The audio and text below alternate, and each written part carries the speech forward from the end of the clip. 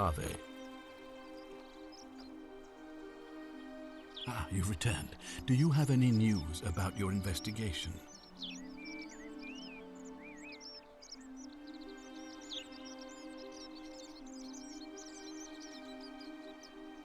Thank you. I'll be waiting here for news.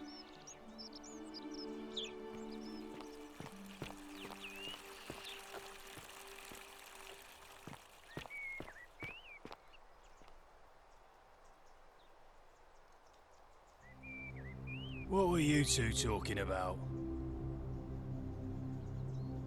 Don't play dumb. I saw you.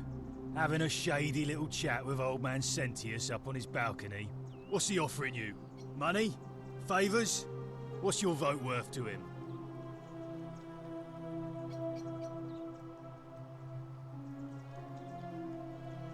What? You're throwing your lot in with him for free then?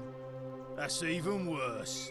Mark my words, Malleolus is going to be magistrate by the end of the day. And if I tell him you've sided with that feeble old has-been, that you've been trying to undermine his hard-won victory, you'll have picked the wrong patron. Got it?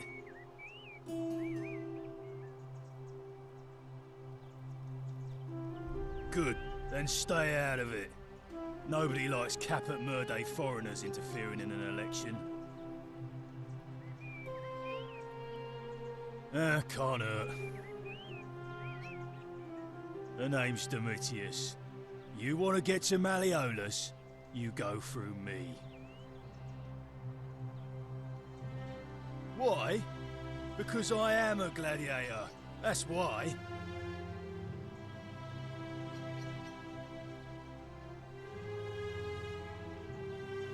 I think it's gone on long enough, and Malleolus is going to put an end to it once he's elected.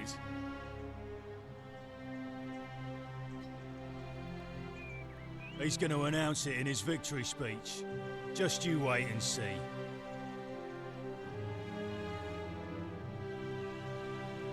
Cause if I tell you, and it gets out, it'll give old man Sentius a chance to interfere in our plans. And we can't have that.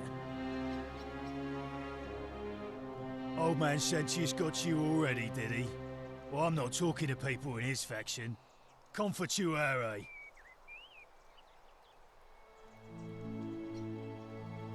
Os in Coolio mio.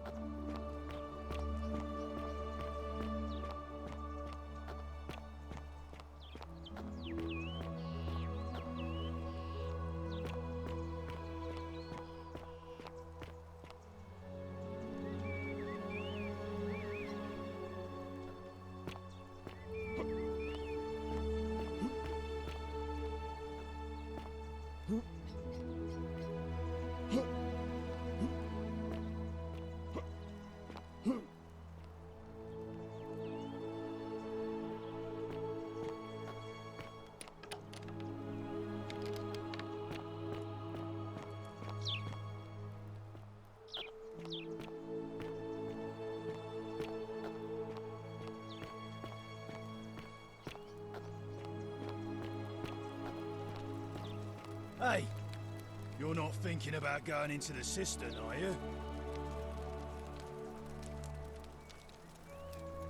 Nobody's told you about Hannibal? Ugh, why do I have to do everything round here? So, there was this guy called Hannibal, right? Funny accent. Used to go down into the cisterns looking for junk he could clean up and sell. One day, a few weeks back, he comes out and tells me the cisterns are haunted. Said he could hear spirits wailing. Of course, nobody believed him, because who trusts a Carthaginian, right? Anyway, a few days later, he goes back in. And hours go by, and he hasn't come back out, yeah? So I go down after him, and it's dark. But in the distance, I can just make out his body, sprawled out on the ground, and hunched over him was something that made my blood run cold. No word of a lie. I saw a creature. Like the corpse of a man who'd been flayed. And it was eating Hannibal.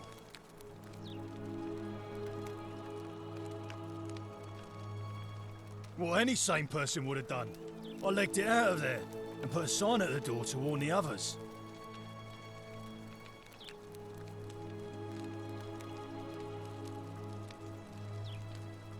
Good idea.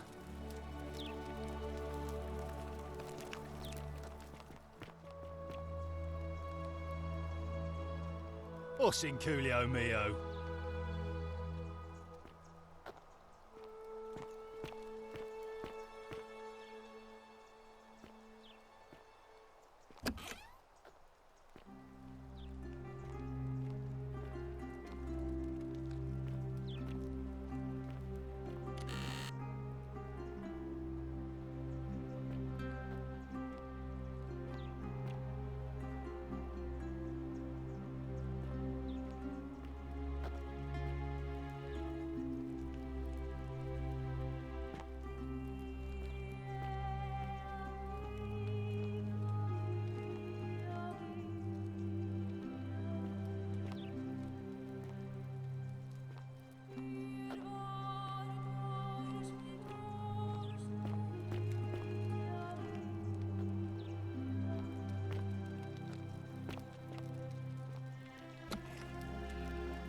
Isn't the great temple majestic?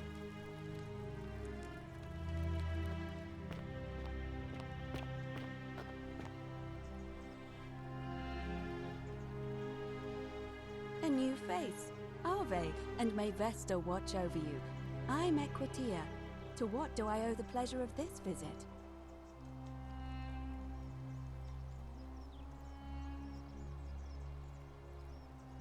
Oh my. I take it people are quite direct where you're from. I suppose it's quite charming in its own way. Usually, however, you wouldn't simply march up to a Vestal priestess and without due formality or courtesy ask, "What is your story?" The proper approach would be to arrange an introduction through a mutual acquaintance in high office, by which time you would already know how to address me.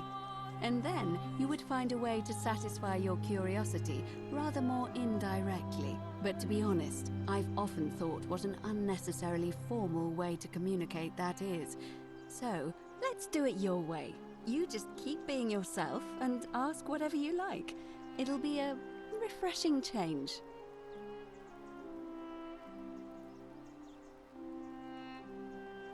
You really don't know?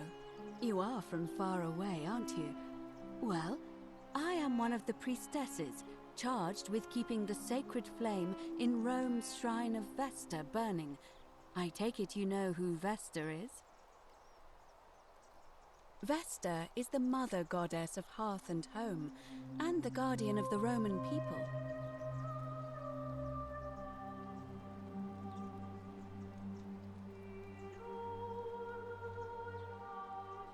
You know, I'm not entirely sure.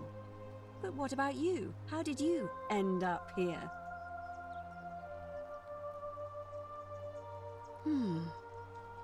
I wonder if... No. I apologize. I don't mean to be cryptic. It's just that you've got me thinking. Have you spoken with any of the others about how they arrived here too? I really think you should. Go around and ask them what they remember, and see if you notice any patterns.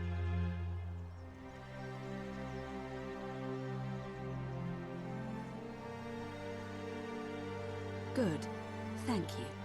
But please be careful.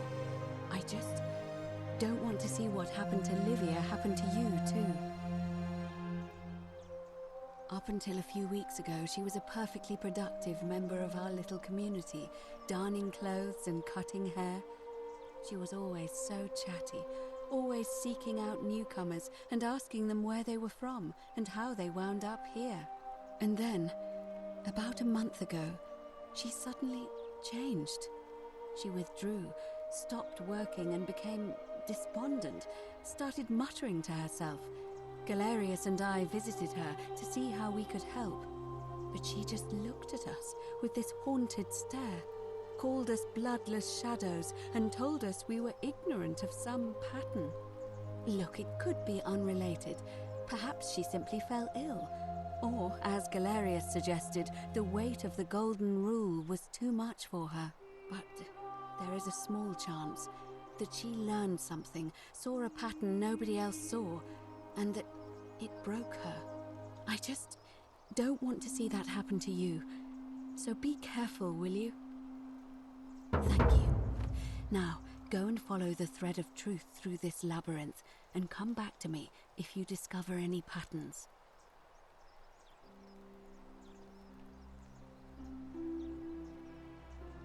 I'm quite sure it's the work of the gods, which is strange because they've never been particularly concerned with our misdeeds, as long as we've kept the peace of the gods. We ask for blessings, for good health, bountiful harvest, military victory, and in return, we offer praise, wine, incense, or animals. But here, it seems they require much more of us. I find myself reminded of an especially pertinent tale from our great poet Ovid in his epic Metamorphoses. Would you like to hear it? It is rather long. Wonderful. It goes like this. Baucis and Philemon were an old married couple living a humble life in a small town. One night, the town gets a visit from a couple of vagrants. They go from door to door, asking for a place to stay the night. Of course, being vagrants, they're turned away sharply from house after house, 1,000 in all, until finally they come to the little cottage where Baucis and Philemon lived. Now, the kind old couple had very little to offer, but nevertheless, they invite these strangers into their house and offer them food, wine, and a place to stay. Immediately, the guests make themselves at home.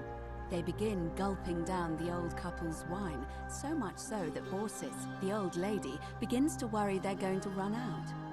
And then she notices something strange. Her wine pitcher keeps refilling itself, as if by magic. Realizing only a select few possess such powers, says to her husband, Philemon, "I think these men are gods in disguise." Immediately, the couple begins apologizing for offering such coarse wine, and the vagrants metamorphosize and reveal themselves to be Jupiter, the king of the gods, and Mercury, the trickster god. They confide they didn't mind the meager offerings. They were just pleased that someone in the town offered them hospitality.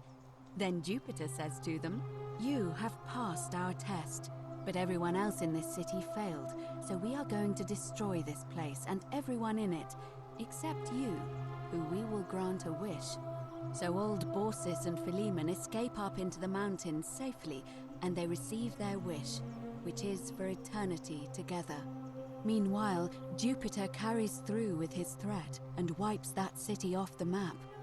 Some say the moral of that story is that we must all honor the sacred rituals of guest friendship, the reciprocal obligations owed between hosts and guests. But I like to think it's that we should always show compassion for those less fortunate than ourselves.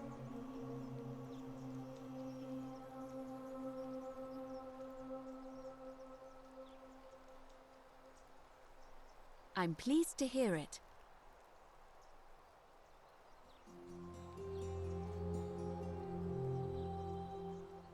It must be completed by dusk, just the same as any other official business.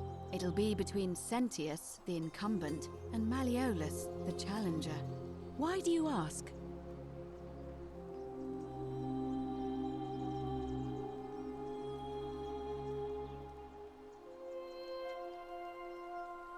I'm responsible for announcing it and making sure the procedures are followed. All of the male citizens who are willing and able to attend, unless they're running, of course.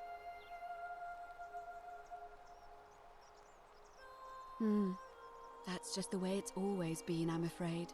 It never sat right with me, either. There are some women who can vote, Vestal priestesses like myself, but in this case, given my role overseeing the election, I've decided to abstain. I can't allow the perception that I'm being anything but fair and independent, but if it's any consolation, there are other ways to influence the outcome of an election. By using whatever gifts the gods gave you. Nothing untoward, of course. You can, assuming they're eligible and willing to accept the nomination.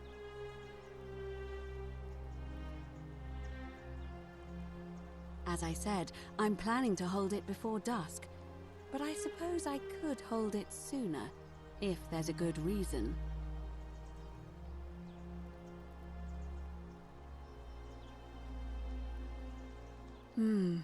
Yes. I have overheard some rather unpleasant arguments. The last thing we need here is additional conflict. Very well. I'll get things started right away.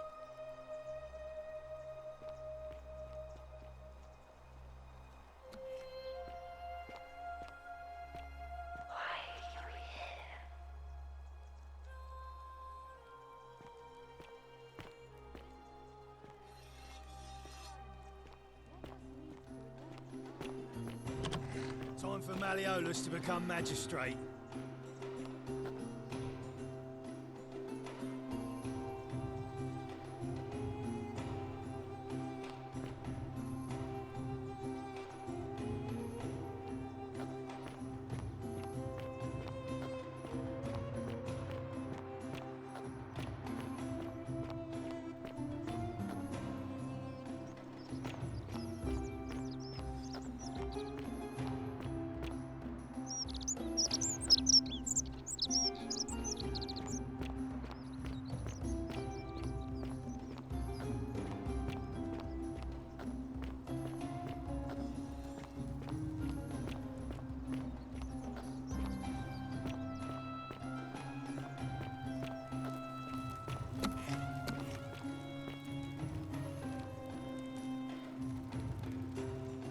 Give me a moment.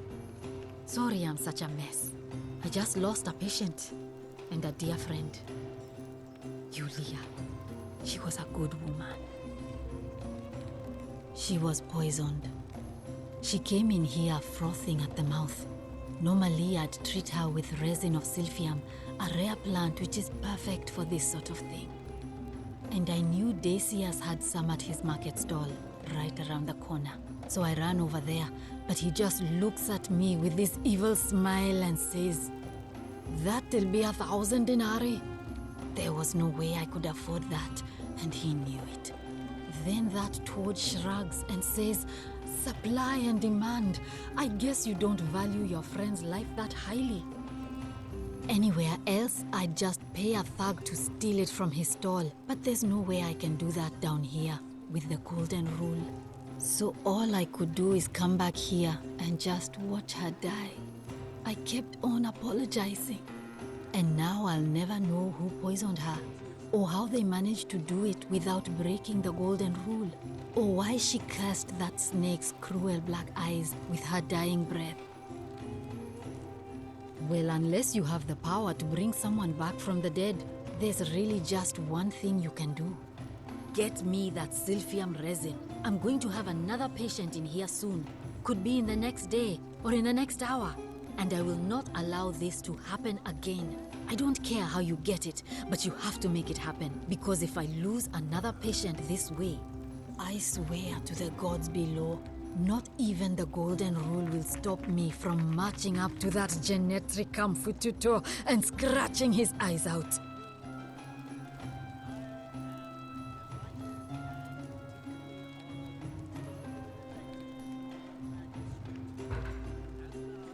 I'm Lucretia, and I'm going to be straight with you. I'm not a physician. This is Nevia's clinic. I've just been filling in ever since she disappeared. I'm tired and out of my depth and miserable all the time. But I'd rather take this on myself than let one of you lot mess it up. My husband and I moved to Rome from Caesarea.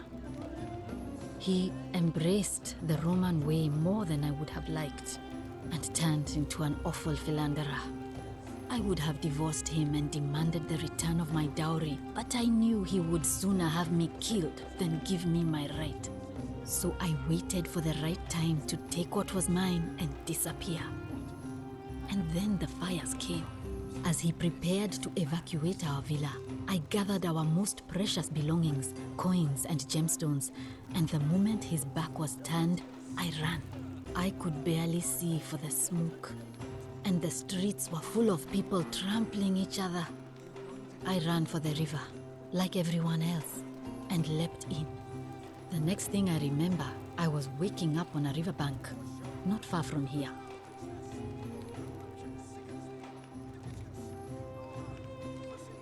It's all right. Say what you will about this place. At least my fornicating husband will never find me.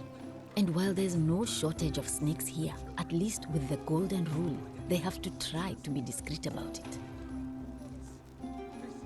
Oh, this shrine was in use as a clinic long before any of us arrived here. Kind of strange to set up a clinic in the temple of the god of disease. But the god who... The many shall suffer for the sins of the one.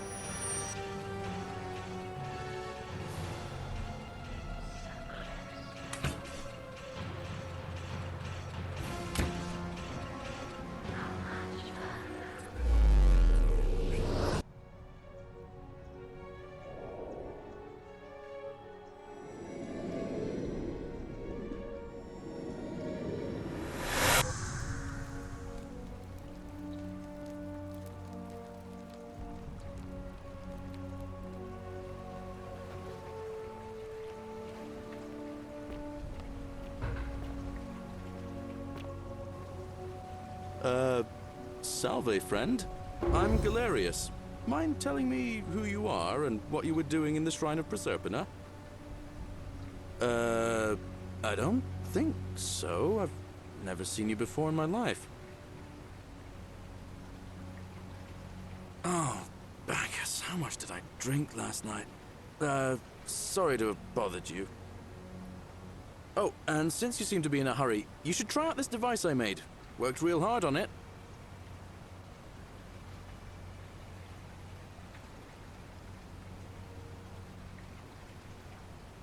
Just attach the pulley to the rope over the lake and hang on to the handles. If it works, it'll be faster than walking. And if it doesn't work, worst thing that can happen is you'll take a swim in the lake. I haven't quite summoned the courage to, but don't worry, it's completely... All right, see you around.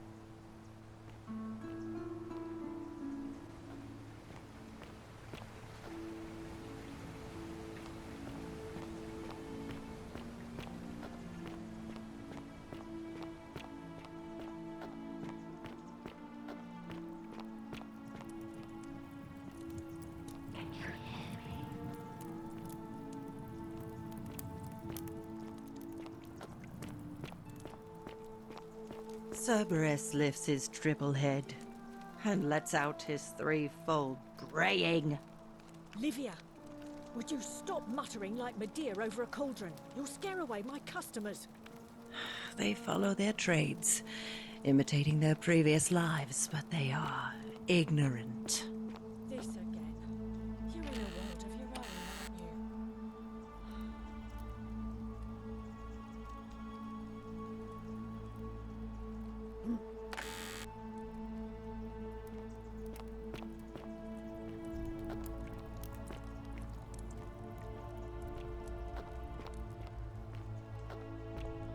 I love your clothes. So... you're here. I'm so glad you decided to visit. I'm Aurelia. And, I hope I'm not being too forward, but... the moment I laid eyes on you, I was... intrigued. You're not like any Roman man I've ever seen. You seem so refined, so civilized.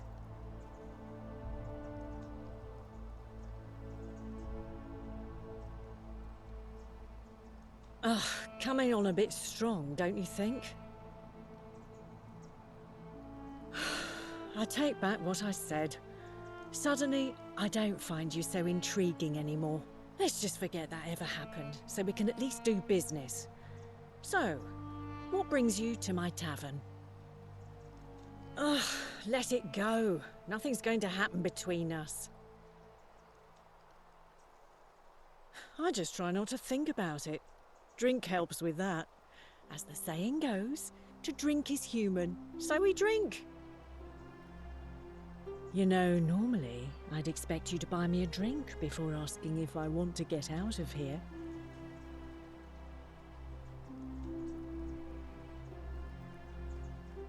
Straight to business, huh? I can work with that. As a matter of fact, I do know a way out.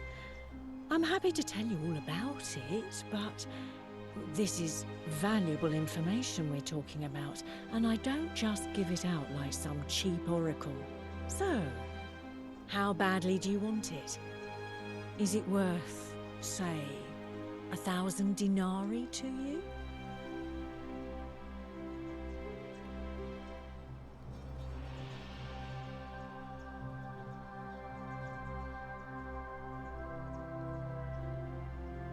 Simple. It's a one-way trip, and I'm not ready to go just yet.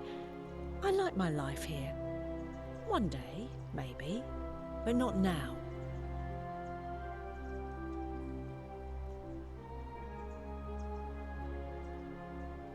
If I took your money without giving you what I promised, I'd be breaking the golden rule, wouldn't I?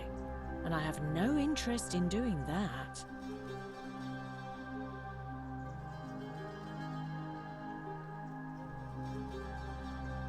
Well, I can't tell you too much, or you'd figure it out for yourself. But I promise you, you'll never have to spend another hour in this city ever again. I think of it this way. I have something of value, and I'm willing to share it for a price. That's not unethical. That's just good business. Now, do you want it or not? Well, perhaps you could take out a loan. I understand Malleolus has lent money to others, on occasion. Certainly, for 10 denarii. How embarrassing for you. All right, see ya.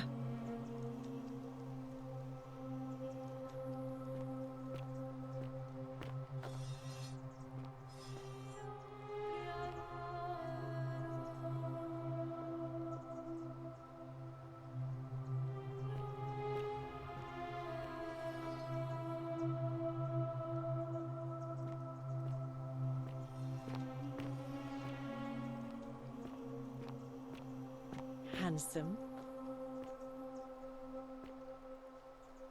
Back again. All right, see ya.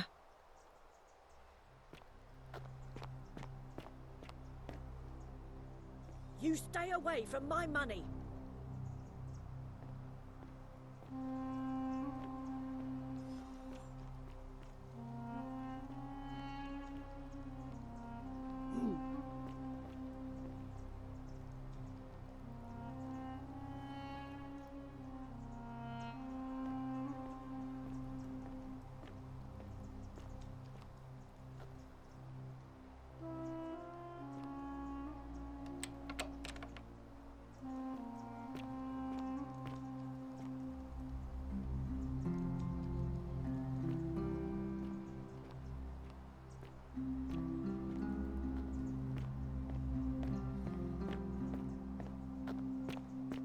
I love, unless you want me to slip some hemlock into your next drink. Get out! Oh, do us all a favour and drink hemlock, Caput Murder.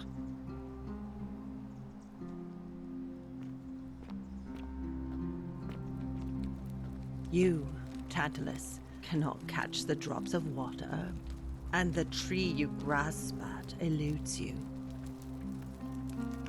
Just as the ocean accepts the rivers of all the world, so this place accepts all the souls.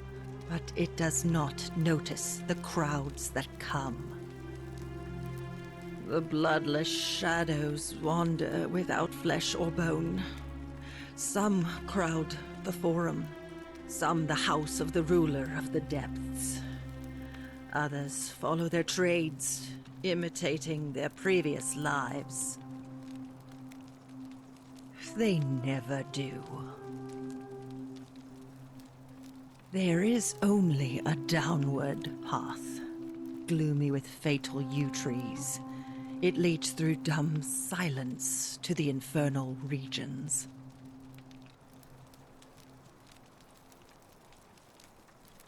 Help me?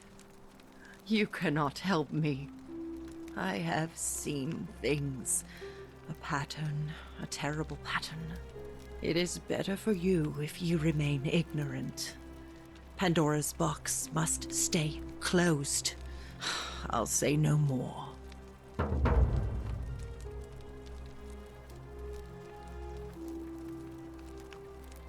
the bloodless shadows. This is their punishment. You think you wish to know, but you do not. It is better for you if you remain ignorant. Pandora's box must stay closed. I'll say no more.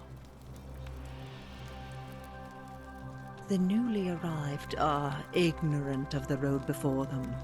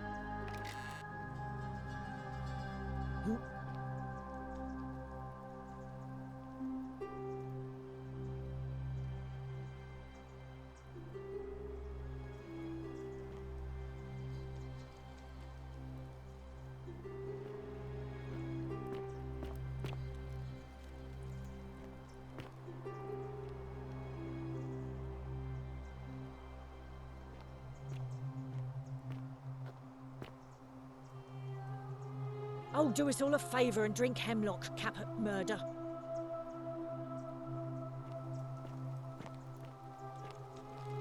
You, Sisyphus, attack or pursue the stone that always returns.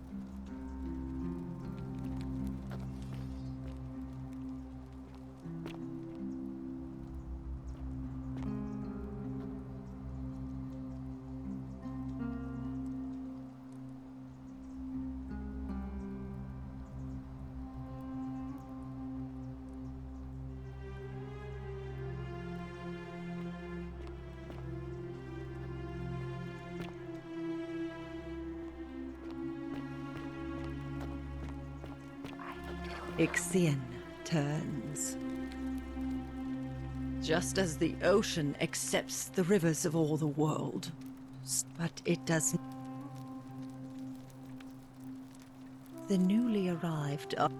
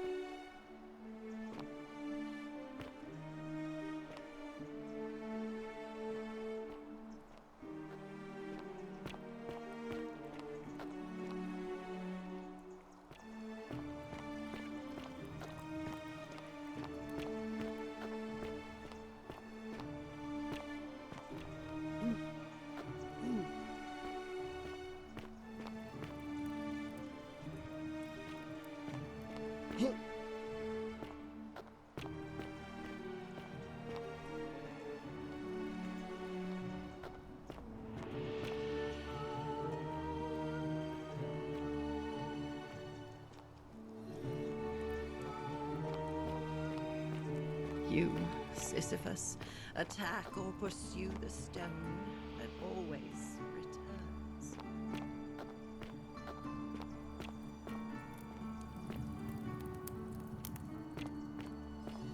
Watches through their eyes.